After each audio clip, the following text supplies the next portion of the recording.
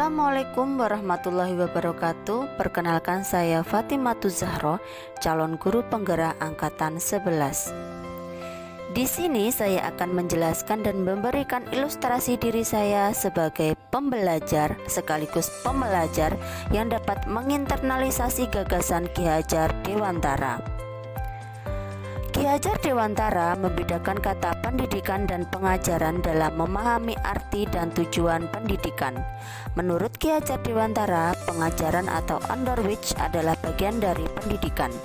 Pengajaran merupakan proses pendidikan dalam memberi ilmu atau berfaedah untuk kecakapan hidup anak secara lahir dan batin. Pendidikan atau upbringing memberi tuntunan terhadap segala kekuatan kodrat yang dimiliki anak agar ia mampu mencapai keselamatan dan kebahagiaan yang setinggi-tingginya, baik sebagai seorang manusia maupun sebagai anggota masyarakat. Menurut Ki Hajar Dewantara, pendidikan adalah tempat persemaian benih-benih kebudayaan dalam masyarakat. Guru sebagai seorang pembelajar mengibaratkan peran pendidik sebagai seorang petani. Sebagai contoh, Pak Tani menanam padi di mana Pak Tani tidak dapat menentukan arah tumbuh padi, tetapi Pak Tani bisa memberikan perlakuan yang baik, yaitu memberi pupuk, mencukupi air, membasmi hama, dan lain sebagainya supaya padi tumbuh secara maksimal. Namun Pak Tani tidak bisa mengubah kodrat padi menjadi tumbuhan yang lain.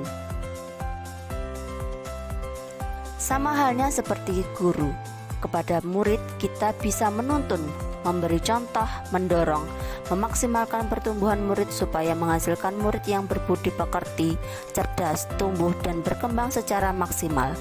Oleh sebab itu, pendidik itu hanya dapat menuntun tumbuh atau hidupnya kekuatan kodrat yang ada pada anak-anak, agar dapat memperbaiki lakunya, bukan dasarnya, hidup dan tumbuhnya kekuatan kodrat anak.